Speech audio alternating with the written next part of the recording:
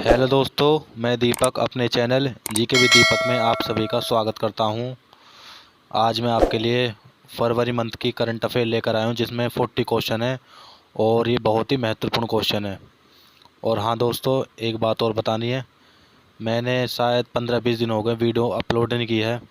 तो मैं थोड़ा बिजी था, तो इस मारे कुछ वीडियो अपलोड नहीं कर पाता और कुछ नेट की प्रॉब्लम थी, तो इसी बारे में वीडियो अपलोड नहीं कर पा रहा था। अब से मैं कंटिन्यू वीडियो अपलोड करूँगा। और आज की जो वीडियो है यह है करंट अफेयर के ऊपर, जिसमें मैंने फरवरी करंट अफेयर लिए, जिसमें बहुत ही महत्वपूर्ण क्वेश्चन है। और इसमें क्वेश्चन आप देखोगे तो आपको क्वेश्चन अच्छे लगेंगे, बहुत ही इंपॉर्टेंट क्वेश्चन है। और एसएससी का एग्ज़ाम हो और कांस्टेबल कोई सा भी हो, अदर एग्ज़ाम हो, हर उसमें करंट अफेयर पूछी जाती है। 2 से 3 क्वेश्चन पूछ लिए जाते हैं। तो चलिए हम क्वेश्चनों को देख लेते हैं। तो पहला क्वेश्चन है इसमें, डेनिम ब्रांड ने हाल ही में किस अभिनेत्री को अपना ग्लोबल ब्रांड एम्बेसडर बनाया है? तो इसका जो आंसर है option number C, Deepika Padukone.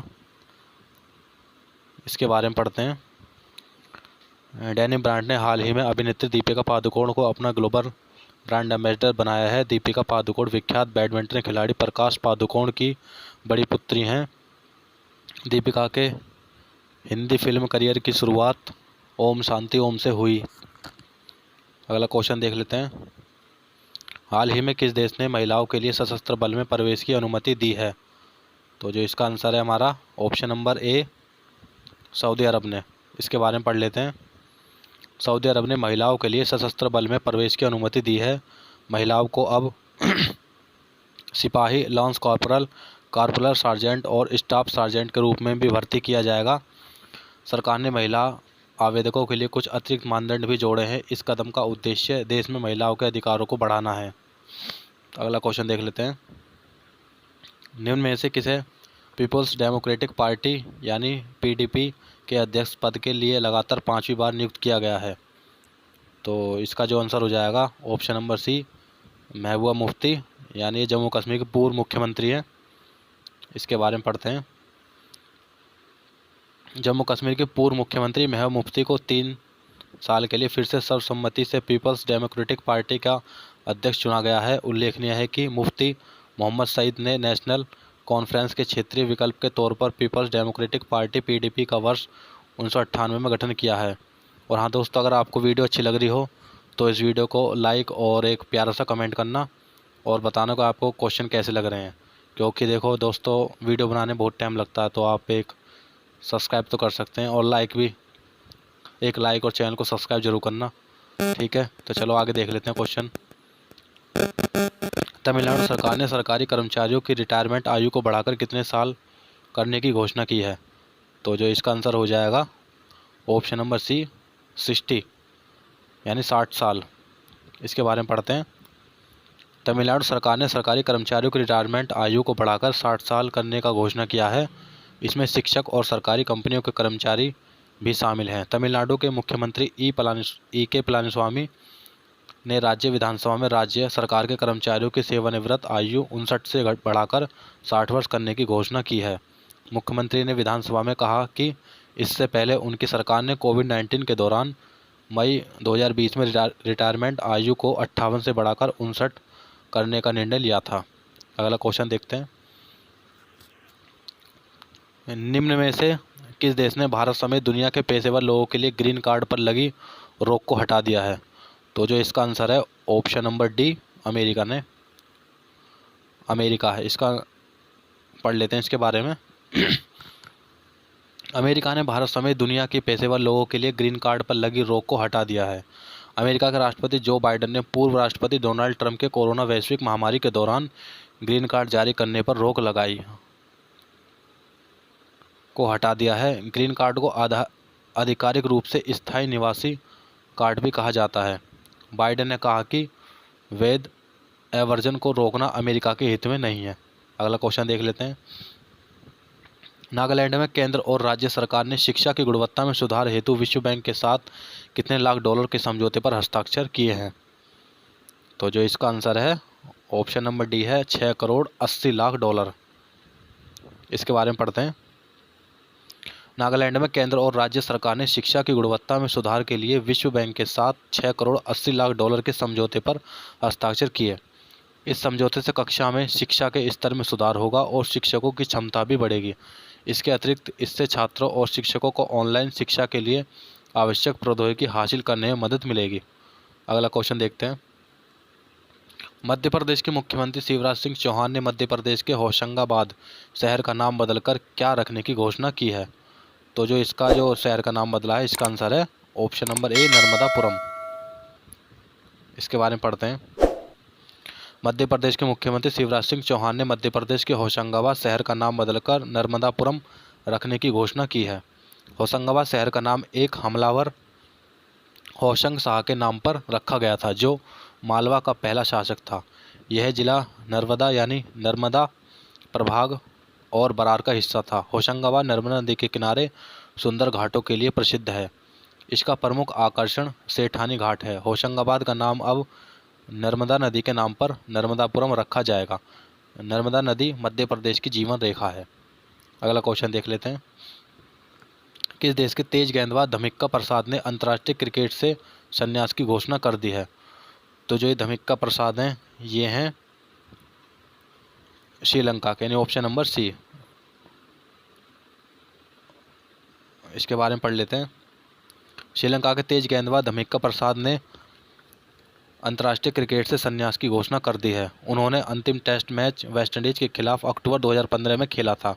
उन्होंने 25 टेस्ट 24 वनडे में श्रीलंका का प्रतिनिधित्व करते हुए क्रम से 75 और 32 विकेट लिए। उन्होंने ऑस्ट्रेलिया के खिलाफ साल 2011 में एकमात्र T20 अंतर्राष्ट्रीय मैच खेला है। अगला क्वेश्चन देखते हैं। विश्व पेंगोलिन दिवस यानी वर्ल्ड पेंगुइन डे निम्न में से किस दिन मनाया जाता है? तो इसके बारे में पढ़ लेते हैं। विश्व पेंगोलिन दिवस वर्ल्ड पेंगुइन डे हर साल फरवरी के तीसरे शनिवार को मनाया जाता है। साल 2021 में 20 फरवरी 2020 को वार्षिक विश्व पेंगोलिन दिवस मनाया गया। इस दिन का उद्देश्य इन अद्वितीय स्तनधारियों के बारे में जागरूकता बढ़ाना और संरक्षण प्रयासों को तेज करना है। एशिया और अफ्रीका में पेंगोलिन की संख्या तेजी से घट रही है। तो जो इसका आंसर हो जाएगा ऑप्शन नंबर ए, फरवरी के तीसरे शनिवार। Next question. दुनिया के सबसे बड़े क्रिकेट ग्राउंड मोटेरा का नाम निम्न में से किसके नाम पर करने की घोषणा की है? तो इजी क्वेश्चन है, इसका आंसर बताता हूँ आपको। ऑप्शन नंबर ए, प्रधानमंत्री नरेंद्र मोदी के नाम पर। इसके बारे में पढ़ लेते हैं। राष्ट्रपति रामनाथ कोविंद ने 24 फरवरी को नए सिरे से तैयार किए गए मोटेरा स्टेडियम का उद्घाटन किया। यह दुनिया का सबसे बड़ा और अत्याधुनिक क्रिकेट स्टेडियम है।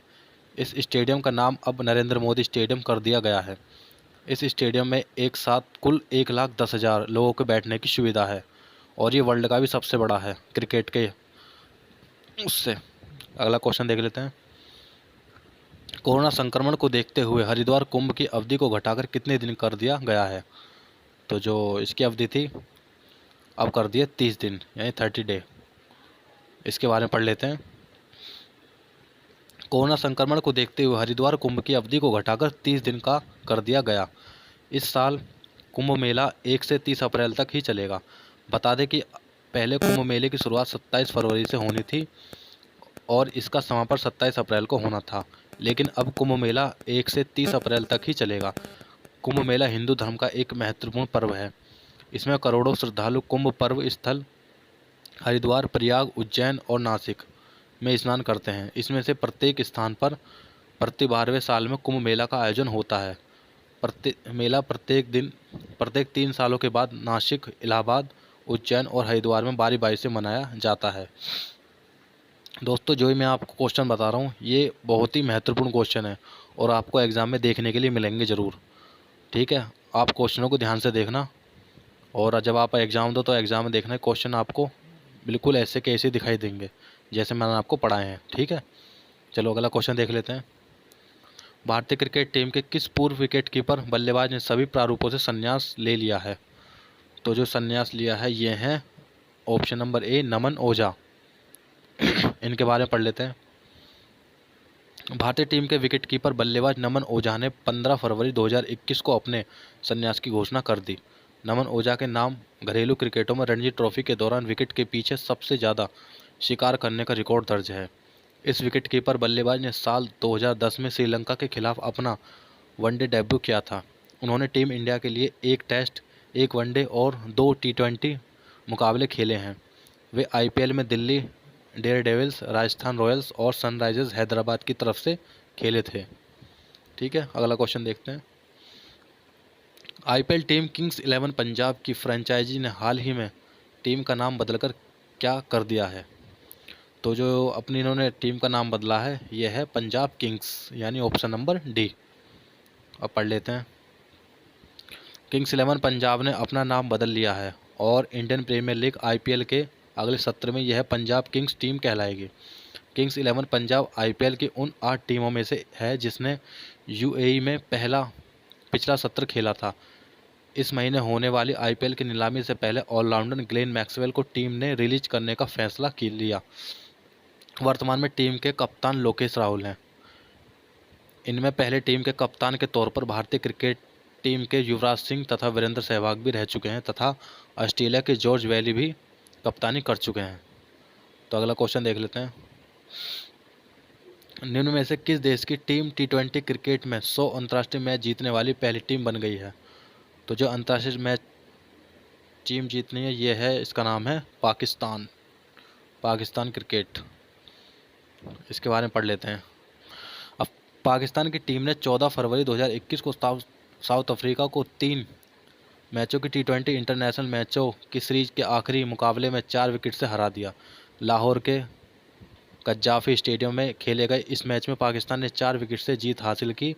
इसके साथ ही पाकिस्तान ने 100 टी20 इंटरनेशनल जीतने वाली पहली टीम बन गई। पाकिस्तान ने 164 टी20 इंटरनेशनल मैच खेले हैं जिसमें से 100 जीते हैं और 59 मैच हारे हैं। वहीं भारत 85 मुकाबले जीतकर दूसरे स्थान पर है। अगर भारत के रैंक पूछेगा तो दूसरे स्थान पर है, पहले पे पाकिस्तान। ठीक है, अगला क्वेश्चन देखते हैं। किस राज्य सरकार ने राज्य में कोविड वॉरियर मेमोरियल स्थापित करने का निर्णय लिया है? तो इसके बारे में पढ़ते हैं। ओडिशा सरकार ने राज्य में कोविड वॉरियर मेमोरियल स्थापित करने का निर्णय लिया है। यह मेमोरियल ओडिशा की राजधानी भुवनेश्वर में स्थित बीजू पटनायक पार्क में स्थापित किया जाएगा। इस मेमोरियल के निर्माण का उद्देश्य उन फ्रंटलाइन स्वास्थ्य कार्यकर्ताओं के बलिदान और निस्वार्थ सेवा को पहचान प्रदान करना और उन्हें सम्मानित करना है जिन्होंने महामारी से लड़ते हुए अपनी जान गंवा दी। आंकड़ों की माने तो ओडिशा में अब तक महामारी से मुकाबला करते हुए लगभग 60 फ्रंटलाइन स्वास्थ्य कार्यकर्ताओं और स्वास्थ्य कर्मचारियों की मृत्यु हो गई है। तो जो इसका आंसर हो जाएगा ऑप्शन नंबर ए, ओडिशा। तो आपको एक क्वेश्चन का आंसर बताना कमेंट में कि ओडिशा के मुख्यमंत्री कौन है। ठीक है, इजी क्वेश्चन है। Next question. टोक्यो 2020 ओलंपिक संचालन समिति का अध्यक्ष निम्न में से किसे चुन लिया गया है? तो जो अध्यक्ष चुना गया है ये हैं शिको हाशिमोतो को। इसके बारे में पढ़ते हैं। जापान के ओलंपिक मंत्री शिको हाशिमोतो को टोक्यो 2020 ओलंपिक संचालन समिति का अध्यक्ष चुन लिया गया है। शिको के ऊपर इस बार के आयोजन को सही तरीके से आयोजित करने की जिम्मेदारी दी गई है। हाशिमोतो प्रधानमंत्री योशिहिदे, यानी जापान के प्रधानमंत्री हैं योशिहिदे सुगा की कैबिनेट में ओलंपिक मंत्री पद पर हैं। उनके पास लैंगिक समानता और महिला सशक्तिकरण से जुड़ा विभाग भी है। उन्होंने 3 ग्रीष्मकालीन ओलंपिक 1988, 1992 और 1996 तथा 4 शीतकालीन ओलंपिक 1984, 1988, 1992 और 1994 में हिस्सा लिया था। तो अगला क्वेश्चन देख लेते हैं। विश्व रेडियो दिवस निम्न में से किस दिन मनाया था? वेरी इंपॉर्टेंट क्वेश्चन और इजी भी है। तो जिसका आंसर हो जाएगा 13 फरवरी, यानी ऑप्शन नंबर ए, विश्व रेडियो दिवस यानी वर्ल्ड रेडियो डे। इसके बारे में पढ़ते हैं। विश्व रेडियो दिवस यानी वर्ल्ड रेडियो डे हर साल 13 फरवरी को मनाया जाता है। विश्व रेडियो दिवस यानी रेडियो के बारे में जागरूकता बढ़ाने और प्रसारकों के बीच नेटवर्किंग को मजबूत बनाने का एक माध्यम है। विश्व रेडियो दिवस मनाने का मुख्य उद्देश्य जनता और मीडिया के बीच रेडियो के महत्व को बढ़ाने के लिए जागरूकता फैलाना है। यूनेस्को ने पहली बार 13 फरवरी 2012 को विश्व रेडियो दिवस के रूप में इस दिन को मनाया था। अगर ये पहली बार पूछता है तो पहली बार बताना। 13 फरवरी 2012 को पहली बार मनाया गया था। ठीक है, अगला क्वेश्चन देख लेते हैं। किस राज्य के मुख्यमंत्री को Skoch chief minister of the year पुरस्कार से सम्मानित किया गया है? तो जो इसका आंसर मैं बताता हूँ आपको, इसका आंसर है आंध्र प्रदेश के मुख्यमंत्री हैं। ठीक है, इसके बारे में पढ़ते हैं। आंध्र प्रदेश के मुख्यमंत्री YS जगनमोहन रेड्डी को Skoch chief minister of the year पुरस्कार से सम्मानित किया गया है। यह पुरस्कार आंध्र प्रदेश के तड़ेपल्ली में व्यक्तिगत रूप से अध्यक्ष स्कॉच समूह समीर कोचर द्वारा CM को प्रदान किया गया है। पुरस्कार चयन विभिन्न राज्यों में परियोजना स्तरीय परिणामों के अध्ययन पर आधारित था। अगला क्वेश्चन देखते हैं। हाल ही में अंतर्राष्ट्रीय गैर सरकारी संगठन ट्रांसपेरेंसी इंटरनेशनल द्वारा जारी भ्रष्टाचार बोध सूचकांक में भारत 6 पायदान खिसककर 180 देशों में से कितने स्थान पर आ गया है? तो रैंकिंग से क्वेश्चन, ये इंपॉर्टेंट क्वेश्चन होते हैं और ये पूछ लिए जाते हैं एग्जाम में, तो इसके बारे में पढ़ लेते हैं। हाल ही में अंतर्राष्ट्रीय गैर सरकारी संगठन ट्रांसपेरेंसी इंटरनेशनल द्वारा जारी भ्रष्टाचार बोध सूचकांक में भारत 6 पायदान खिसककर 180 देशों में 86वें स्थान पर आ गया है, यानी 86। भारतवर्ष 2019 में 180 देशों में 80वें स्थान पर था। सूचकांक के तहत कुल 180 देशों को उनकी सार्वजनिक व्यवस्था में मौजूद भ्रष्टाचार के कथित स्तर पर विशेषज्ञों और कारोबारियों द्वारा दी गई राय के अनुसार रैंक दी जाती है। तो इसका जो आंसर हो जाएगा ऑप्शन डी 86 यानी 86वें स्थान पर है। अगला क्वेश्चन देखते हैं। भारतीय टेलीविजन अकेडमी के 20वें पुरस्कारों में निम्न में से किसे हॉल ऑफ फेम का पुरस्कार प्रदान किया गया? तो जो इस बार का जो 20वां पुरस्कार मिला हॉल ऑफ फेम, ये है एकता कपूर। ठीक है, इसके बारे में पढ़ लेते हैं। भारतीय टेलीविजन अकेडमी के 20वें पुरस्कारों में एकता कपूर को हॉल ऑफ फेम अवार्ड प्रदान किया गया है। उन्होंने टेलीविज़न, बॉलीवुड, OTT हर जगह पर अपने कंटेंट को प्रोवाइड कराया है। एकता कपूर का जन्म 19 जून 1975 को हुआ था। वे एक भारतीय टेलीविज़न प्रोड्यूसर, फिल्म प्रोड्यूसर और डायरेक्टर हैं। उन्होंने 2017 में अल्ट बालाजी को लॉन्च किया। उन्हें साल 2020 में पद्मश्री पुरस्कार से सम्मानित किया गया था। ठीक है, अगला क्वेश्चन देख लेते हैं। अंतर्राष्ट्रीय महिला वैज्ञानिक दिवस यानी international day of women and girls in science निम्न में से किस दिन मनाया जाता है? तो इसके बारे में पढ़ते हैं। विश्व भर में 11 फरवरी को विज्ञान में महिलाओं और बालिकाओं का अंतर्राष्ट्रीय दिवस मनाया जाता है। ये दिन विज्ञान, प्रौद्योगिकी, इंजीनियरिंग और गणित के क्षेत्र में महिलाओं और बालिकाओं की समान सहभागिता और भागीदारी सुनिश्चित करने और इन क्षेत्रों में कार्य कर रही महिलाओं और बालिकाओं की महत्वपूर्ण भूमिका को प्रोत्साहन देने के उद्देश्य से मनाया जाता है। इस दिन को पहली बार 2016 में विश्व स्तर पर मनाया गया था। तो जो इसका आंसर हो जाएगा 11 फरवरी, ऑप्शन नंबर सी। अगला क्वेश्चन देखते हैं।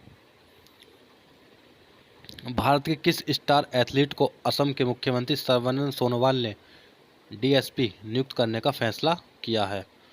तो जो DSP बनाया गया है ये है हिमा दास। इसके बारे में पढ़ते हैं। भारत के स्टार एथलीट हिमा दास को असम के मुख्यमंत्री सर्बानंद सोनोवाल ने DSP नियुक्त करने का फैसला किया है। CM सोनोवाल यह फैसला गुवाहाटी में जनता भवन में आयोजित मंत्रियों की बैठक में लिया गया। हिमा दास असम के नगांव जिले के धिंग गांव की रहने वाली हैं। हिमा एक साधारण किसान परिवार से आती हैं। उन्होंने IAAF विश्व U20 चैंपियनशिप में 51.46 सेकंड में यह उपलब्धि अपने नाम की है। हिमा दास ने साल 2019 में 5 स्वर्ण पदक जीते हैं। तो आपको एक क्वेश्चन का आंसर बताना है कि असम के मुख्यमंत्री कौन है इस टाइम। ठीक है, अब बदल चुके हैं, पहले थे सर्बानंद सोनोवाल, लेकिन अब आपको बताना वर्तमान में कौन है। ठीक है, ये आपके लिए क्वेश्चन है, कमेंट बॉक्स में बताना। अगला क्वेश्चन देखते हैं। ब्लूमबर्ग की तरफ से जारी ताज़ा रिपोर्ट के अनुसार इनोवेशन इंडेक्स 2021 की लिस्ट में भारत निम्न में से कौन से स्थान पर है? तो ये देखते हैं। ब्लूमबर्ग ने कोरोना महामारी के बीच अपना ताज़ा इनोवेशन इंडेक्स 2021 जारी कर दिया है। इस लिस्टिंग में दुनिया में इनोवेशन यानी नई खोजों के मामले में भारत 50वें स्थान पर है। 50वें स्थान पर है। पिछले वर्ष की तुलना में भारत 4 पायदान ऊपर गया है। इस इंडेक्स 2 में दक्षिण कोरिया शीर्ष पर है। अमेरिकी शीर्ष 10 देशों की सूची से बाहर है और चीन एक स्थानक से गिरकर 16 पायदान पर पहुंच गया है। जर्मनी इस साल 4वें पायदान पर है। तो जो भारत की रैंक पूछी है इसमें वो है 50 यानी 50वें स्थान पर है। ठीक है, अगला क्वेश्चन देखते हैं। हाल ही में किस ऑस्ट्रेलिया खिलाड़ी को तीसरी बार एलन बार्डन मेडल सम्मानित किया गया? ऐसा क्वेश्चन बहुत पूछे जाते हैं, तो आपको इन क्वेश्चनों पर ध्यान देना है। ठीक है, ये पुरस्कार संबंधित, तो इसका जो आंसर हो जाएगा स्टीव स्मिथ है, ऑप्शन नंबर ए। ऑस्ट्रेलिया के खिलाड़ी हैं, इसके बारे में पढ़ते हैं। ऑस्ट्रेलिया बल्लेबाज स्टीव स्मिथ को उनके शानदार प्रदर्शन के लिए एलन बार्डन मेडल से सम्मानित किया गया है। एलन बार्डन मेडल ऑस्ट्रेलिया में साल में सबसे अच्छा प्रदर्शन करने वाले पुरुष खिलाड़ी और बेलिंडा क्लार्क अवार्ड सबसे अच्छा प्रदर्शन करने वाली महिला खिलाड़ी को दिया जाता है।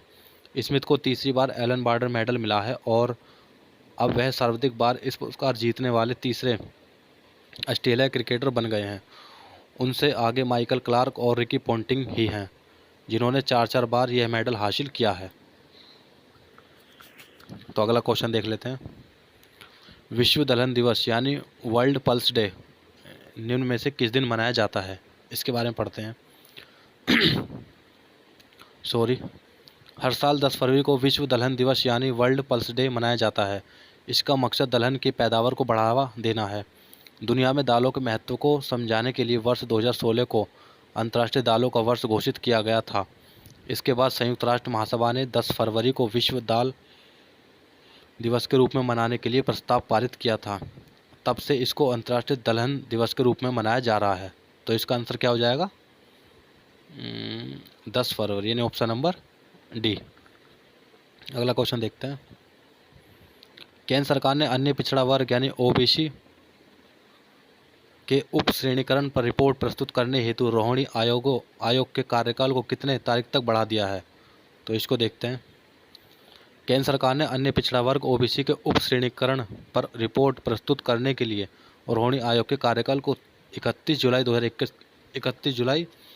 2021 तक बढ़ा दिया है। तो रोहिणी आयोग का गठन अक्टूबर 2017 में संविधान के अनुच्छेद 340 के तहत किया गया था। उस समय आयोग को अपनी रिपोर्ट प्रस्तुत करने के लिए 12 सप्ताह का समय दिया गया था। हालांकि इसके बाद से कई बार आयोग के कार्यकाल में विस्तार किया जा चुका है। तो इसका आंसर हो जाएगा 31 जुलाई 2021 यानी ऑप्शन नंबर सी। इसके बारे में पढ़ते हैं। अगला क्वेश्चन देखते हैं।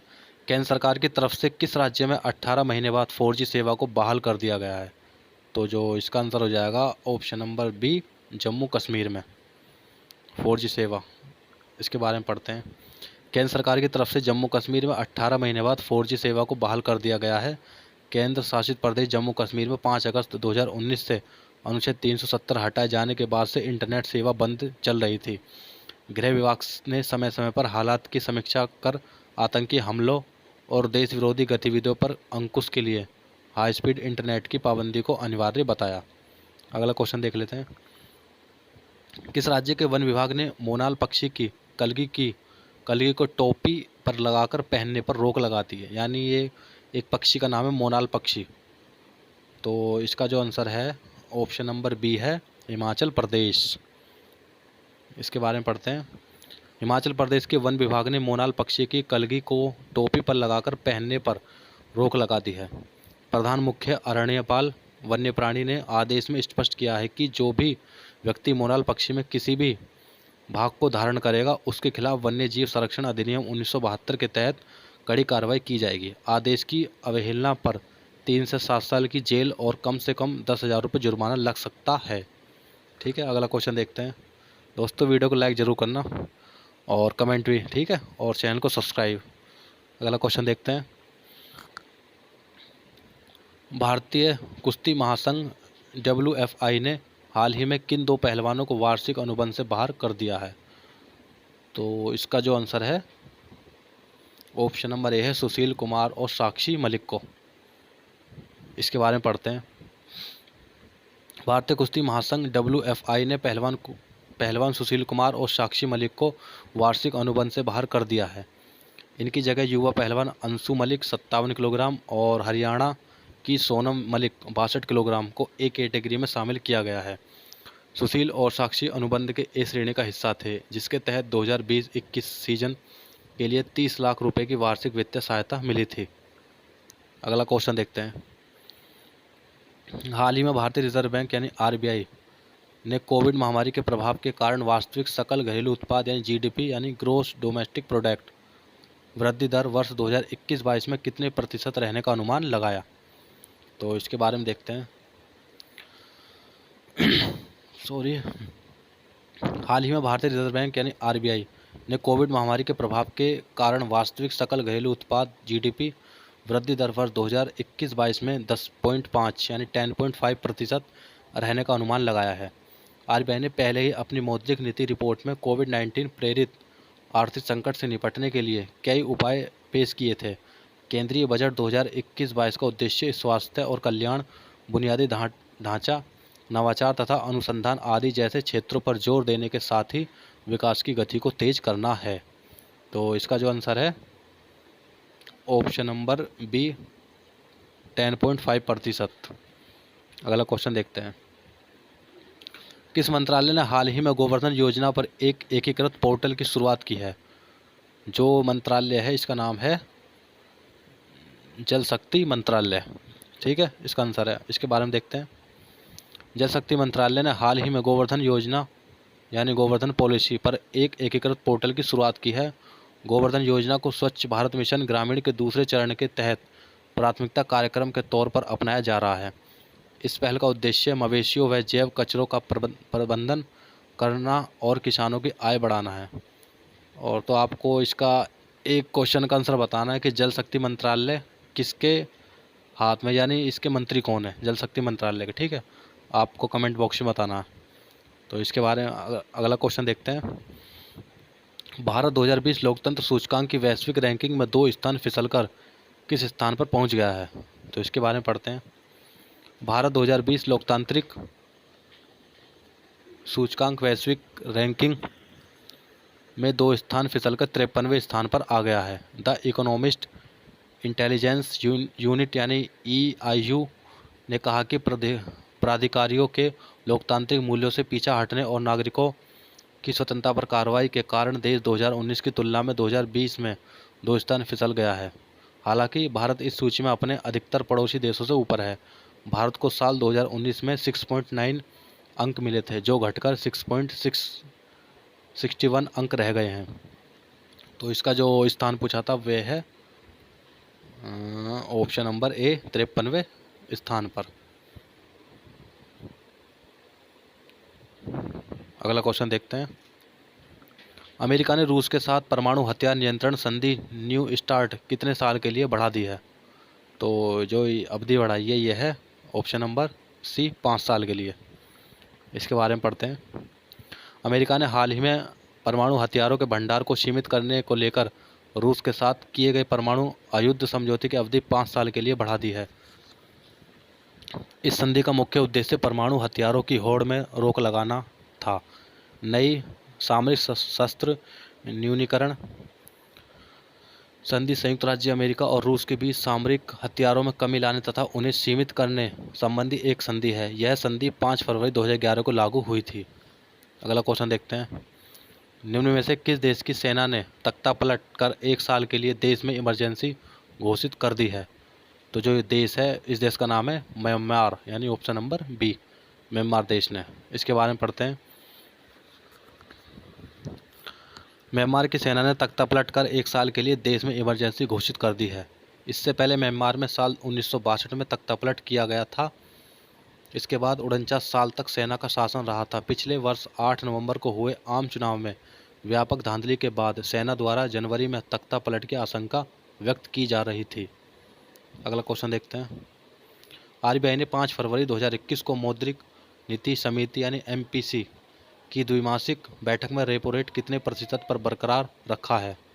तो इसको देख लेते हैं।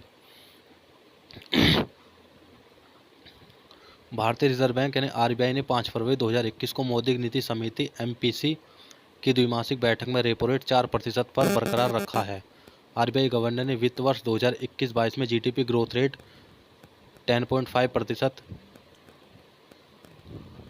रखने का अनुमान जताया है। साथ ही चालू वित्त वर्ष की चौथी तिमाही में खुदरा महंगाई दर का लक्ष्य संशोधित कर 5.2% कर दिया है। तो जो इसका आंसर हो जाएगा ऑप्शन नंबर डी 4%। अगला क्वेश्चन देखते हैं। विश्व आर्द्रभूमि दिवस यानी वर्ल्ड वेटलैंड डे निम्न में से किस दिन मनाया जाता है, इसके बारे में पढ़ते हैं। विश्व स्तर पर हर साल 2 फरवरी को विश्व आर्द्रभूमि दिवस यानी विश्व वेटलैंड्स दिवस मनाया जाता है। आर्द्रभूमि दिवस का आयोजन आर्द्रभूमि की महत्वपूर्ण भूमिका के बारे में वैश्विक जागरूकता बढ़ाने के लिए किया जाता है। विश्व आर्द्रभूमि दिवस पहली बार 2 फरवरी 1997 को रामसर सम्मेलन के 16वें वर्ष पूरे होने पर मनाया गया था। आर्द्रभूमि जल को प्रदूषण से मुक्त बनाती है। आर्द्रभूमि वह क्षेत्र है जो वर्ष भर आंशिक रूप से या पूर्णतः जल से भरा रहता है। तो जो इसका आंसर क्या हो जाएगा ऑप्शन नंबर डी 2 फरवरी को मनाया जाता है यानी विश्व आर्द्रभूमि दिवस। अगला क्वेश्चन देखते हैं। हाल ही में किस राज्य के मुख्यमंत्री ने हर घर पानी हर घर सफाई मिशन लॉन्च किया है, तो जो इसके बारे में देखते हैं। हाल ही में पंजाब के मुख्यमंत्री कैप्टन अमरिंदर सिंह ने हर घर पानी हर घर सफाई मिशन लॉन्च किया है। यह मिशन 2022 तक सभी ग्रामीणों घरों में 100% पाइप से जलापूर्ति के लक्ष्य को पूरा करने के सरकार के अभियान का हिस्सा है। इस योजना से अमृतसर, तरनतारन और गुरदासपुर जिले के 155 गांवों के 6 लाख निवासियों को लाभ होगा। यह योजना आर्सेनिक प्रभावित बस्तियों की समस्या को हल करेगी। इस योजना को विश्व बैंक, नाबार्ड, भारत सरकार के जल जीवन मिशन और राज्य बजट द्वारा वित्त पोषित किया जा रहा है। तो जो इसका आंसर क्या हो जाएगा ऑप्शन नंबर सी पंजाब सरकार ने। अगला क्वेश्चन देखते हैं। सऊदी अरब ने कोरोना महामारी के मद्देनज़र कितने देशों से आने वाली उड़ानों पर प्रतिबंध लगा दिया है, इसके बारे में पढ़ते हैं। सऊदी अरब ने कोविड-19 के संक्रमण को रोकने के लिए भारत समेत 20 देशों से लोगों के आने पर अस्थायी प्रतिबंध लगा दिया है। ये आदेश 3 फरवरी 2021 से लागू कर दिया गया है। सऊदी अरब ने कोरोना वायरस पर काबू पाने के लिए यह प्रतिबंध लगाया है। हालांकि इस यात्रा प्रतिबंध में राजनयिक सऊदी नागरिकों, डॉक्टरों और उनके परिवार को छूट दी गई है। तो इसका आंसर क्या हो जाएगा यानी ऑप्शन नंबर डी यानी 20। अगला क्वेश्चन देखते हैं। केंद्र सरकार ने बीमा में एफडीआई की सीमा को 49% से बढ़ाकर कितने प्रतिशत कर दिया है, इसके बारे में देखते हैं। केंद्र सरकार ने बीमा में एफडीआई की सीमा को 49% से बढ़ाकर 74% कर दिया है। इस कदम का उद्देश्य विदेशी कंपनियों को निवेश के लिए आकर्षित करना है। उन्होंने बीमा क्षेत्र में एफडीआई की सीमा को 49% से बढ़ाकर 74% करने तथा रक्षोपाय के साथ विदेशी भागीदारी तथा नियंत्रण की अनुमति के लिए बीमा अधिनियम 1938 में संशोधन का प्रस्ताव किया है। तो इसका आंसर क्या हो जाएगा ऑप्शन नंबर डी 74% यानी 74% कर दिया है। अगला क्वेश्चन देखते हैं। अमेरिकी अंतरिक्ष एजेंसी नासा ने हाल ही में किस भारतीय अमेरिकी महिला को कार्यकारी प्रमुख नियुक्त किया है, तो इसके बारे में देखते हैं। यानी भव्या लाल को अमेरिकी स्पेस एजेंसी नासा कार्यकारी प्रमुख बनाया गया है। भव्या लाल अमेरिका के नवनिर्वाचित राष्ट्रपति जो बाइडेन की टीम का हिस्सा हैं और वह एजेंसी में परिवर्तन का काम देख रही हैं। भव्या इससे पहले institute for defence analysis science and technology policy institute में रिसर्च स्टाफ के रूप में भी काम कर चुकी हैं। भव्या के पास इंजीनियरिंग एवं स्पेस टेक्नोलॉजी का व्यापक अनुभव है। तो इसका आंसर क्या हो जाएगा ऑप्शन नंबर ए भव्या लाल। अगला क्वेश्चन देखते हैं। तो दोस्तों कंप्लीट हो चुके हैं क्वेश्चन। ये 40 क्वेश्चन है और बहुत ही महत्वपूर्ण क्वेश्चन है, ठीक है। अगर आपको क्वेश्चन अच्छे लगे तो इस वीडियो को लाइक और चैनल को सब्सक्राइब करें और एक जो मैंने आपसे क्वेश्चन पूछे हैं उसके मेरे को आंसर बता देना आप कमेंट बॉक्स में, ठीक है। जय हिंद, जय भारत।